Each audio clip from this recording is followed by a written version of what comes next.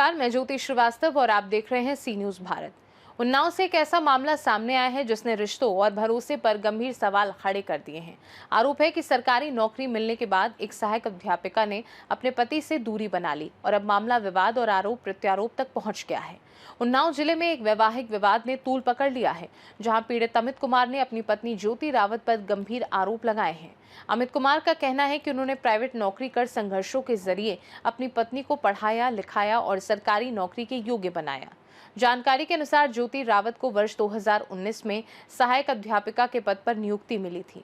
दोनों की शादी वर्ष 2017 में हुई थी और इस दंपत्ति की एक बेटी भी है। पीड़ित पति का आरोप है कि नौकरी मिलने के बाद उनकी पत्नी ने उनसे दूरी बनानी शुरू कर दी।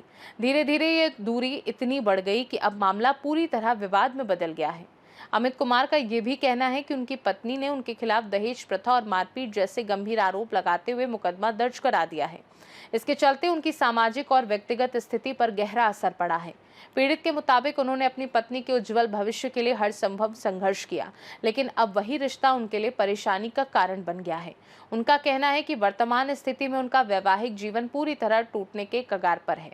अमित कुमार ने मीडिया के सामने आकर अपना दर्द बयान किया है और न्याय की गुहार लगाई है। उनका कहना है कि वह लगातार न्याय के लिए प्रयास कर रहे हैं, लेकिन अब तक उन्हें राहत नहीं मिल पाई है। सचिन, कौन कौन मारा है? कामता, हाँ दीपक, हाँ प्रेम बाबू, हाँ। ज्योति काहे मारा है? लात घुसन दंडन। अच्छा, फिर? हाँ, बाका ले चले आते हैं। अच्छा, एक राड आए। अच्छा, राड से। हाँ, ठीक। हमको उड़ान ठंडी लग रही है। नमस्कार, आप देख रहे हैं सी न्यूज़ भारत। प्रिंस ठाकुर के साथ इसमें मौजूद है उत्तर प्रदेश के उन्नाव जिले में जिलाधिकारी ऑफिस के सामने, जहां पर एक युवक हमें मिलता है और उसकी दशा क्या होती है ये आज आपको सी न्यूज़ भारत दिखाने आया है।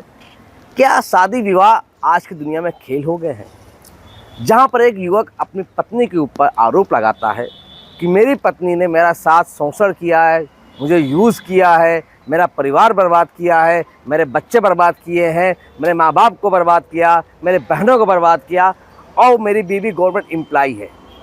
आखिर गवर्नमेंट एम्प्लॉय की नौकरी जब मिलती है तो कितनी मेहनतों से मिलती है।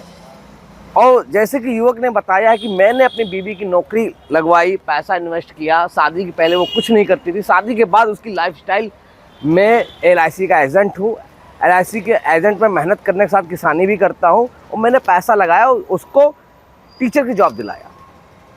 और जब टीचर की जॉब मिलने लगी, करने लगी, 17,000 रुपये वेतन पाने लगी तो उसका रंग बदल गया। क्या आज के युग में कभी आप सुनते होंगे नीला ड्रम का कांड, कभी आप सुनते होंगे कई कांड ऐसे लगातार आपको, जहाँ पर पुरुष आज दबता हुआ नजर आ रहा है, जहाँ पर सरकार या कानून महिलाओं के लिए अनेकों नियम कानून बनाती। क्या पुरुषों के लिए भी कोई कानून बना हुआ है? पुरुषों की आवाज़ कौन उठाएगा? क्या पुरुषों को मजबूरन मीडिया के सामने ट्रायल कराना पड़ेगा और अपने घर की स्टोरी, अपनी बात, उनका भी एक संस्था ऐसा होना चाहिए जैसे कि महिला आयोग बना हुआ, तो ऐसे पुरुषों के लिए भी एक संगठन होना चाहिए जो पुरुषों के लिए सुनवाई कर सके। चलिए हम वार्तालाप करते हैं उस शख्स से जो आज परेशान होकर ऑफिस, दफ्तर, कार्यालय के चक्कर काट रहा है, जिसकी सुनवाई नहीं हो रही, जिसकी स्टोरी मैंने जैसे जानकारी तो मुझे लगा कि मुझे सी न्यूज़ भारत में दिखाना चाहिए और नए युवा को कहना चाहिए कि शादी करिए सोच समझ के, वरना ज़िंदगी बर्बाद हो सकती है। चलिए हम व्यक्ति से मुलाकात करते हैं। भाई साहब, क्या नाम है आपका? अमित कुमार हमारा नाम है। कहाँ से हैं आप? सफीपुर से है। उन्नाव विधानसभा सफीपुर। सफीपुर है। क्या है मामला जो आपको आज मीडिया के सामने संपर्क करना पड़ा?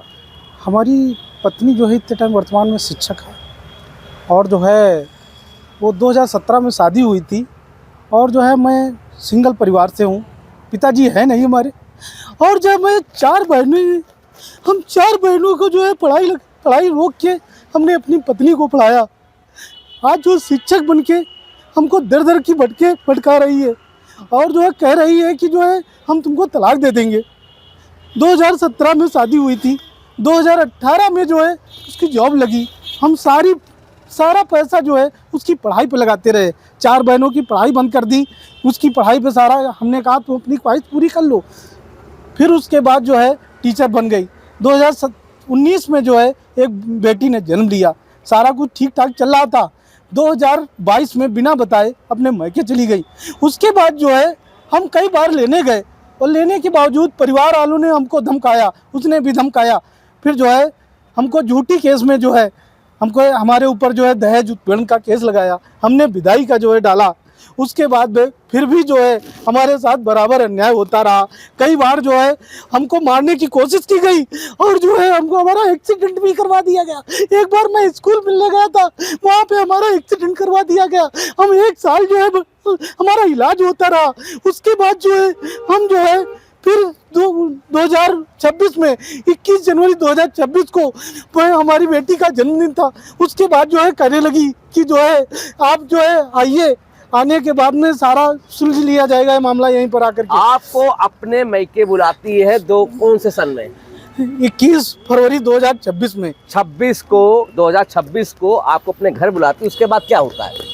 फिर उसके बाद बुलाया जाता है, हमको कमरे में बंद करके बुरी तरीके से मारा जाता है। पूरा परिवार था वहाँ पर, हमारी पत्नी की साजिश थी। ससुराल वालों ने मारा आपको? हाँ, हमारा एक छोटा जो है उसका छोटा भाई एक दीपक है और कामता और जो है प्रेम बाबू और उसकी माँ और जो है कई लोग थे, अन्य लोग, उन्हें हम जानते नहीं हैं। फिर वहाँ पर जो है फिर हम बुरी तरीके से कैसे न तैसे हम निकले वहाँ से। चोटें आई होंगी, मेडिकल हुआ? क्या मुकदमा पंजीकृत हुआ था? हाँ, एक जो है मुकदमा पंजीकृत हुआ था। हमारी नाक की हड्डी टूट गई थी और गंभीर चोटें थी। आँख हमारी जो है गड़बड़ थी। काफ़ी दिन इलाज होने के बाद में मैं सही हुआ हूँ। और जो है सरकार के साथ जो है धोखाधड़ी इसने किया है। क्या धोखाधड़ी सरकार के साथ कर रहा है? गवर्नमेंट एम्प्लॉय तो धोखाधड़ी कर ही नहीं सकता है भाई साहब। वो जो है नौकरी के तहत जो है अपना MA कोर्स पूरा किया, रेगुलर कोर्स किया है और जो है स्कॉलरशिप भी उठाई है हमने जो है। तो जॉब भी चल रही थी रेगुलर। देखिए, पढ़ाई करना तो गलत नहीं है, पढ़ाई तो हर व्यक्ति कर सकता है, लेकिन फ्रॉड कहाँ से हुआ? ये जो है नौकरी करने के दौरान जो है रेगुलर MA किया और स्कॉलरशिप भी ली। सरकारी स्कॉलरशिप? जी, सरकारी स्कॉलरशिप ली हमने। जो है कई जगह अपने मतलब इनके जो है विभाग में जो है एप्लीकेशन भी दिए। कौन से विभाग में दिया एप्लीकेशन? BSO को दिया, जिलाधिकारी को दिया और जो है गृह विभाग उन्नाव को दिया और जो है कई संबंधित अधिकारियों को दिया है हमने। तो इसका मतलब मुकदमा आपकी बीबी ने भी आपके ऊपर लिखवाया, आपने भी बीबी के ऊपर मुकदमा लिखाया। फैमिली चल नहीं सकती। आपके फैमिली में टोटल कितने लोग हैं? हमारी फैमिली में वर्तमान में जो है 4 लोग हैं। 2 बहनों की शादी हो गई है और 2 बहनें हैं अभी। माता जी हैं, कुंवारी हैं, पिताजी हैं नहीं हमारे। कुंवारी है, मैरिज करना है। जी जी।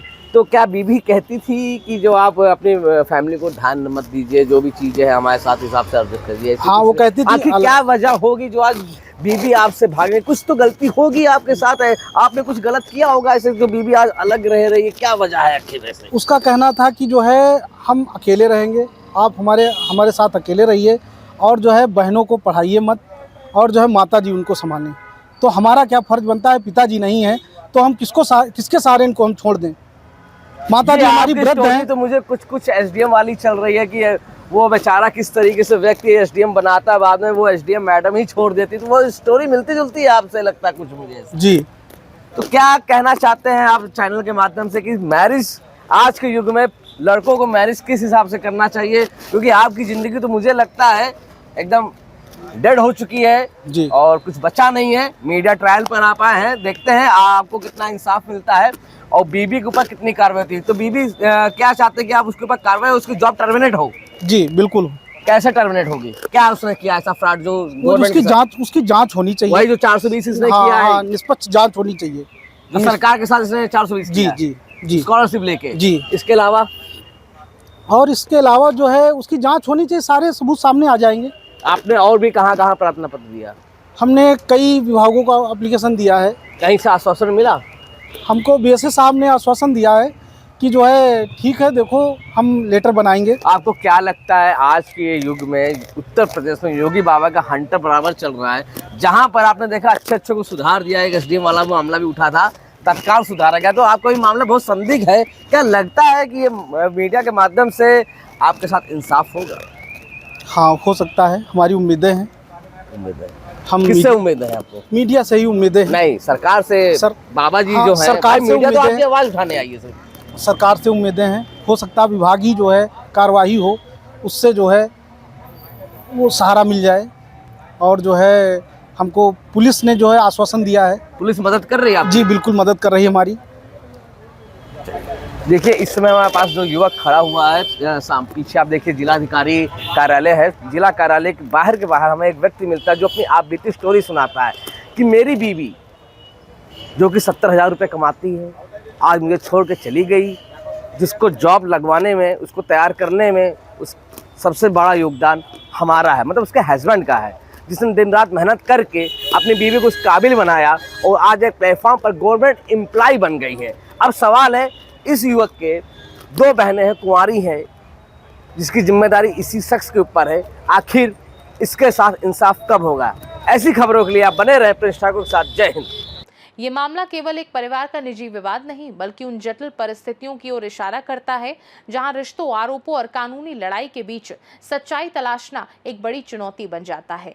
खास रिपोर्ट में फिलहाल के लिए इतना ही। देश दुनिया की बाकी खबरों को जानने के लिए आप देखते रहिए सी न्यूज़ भारत।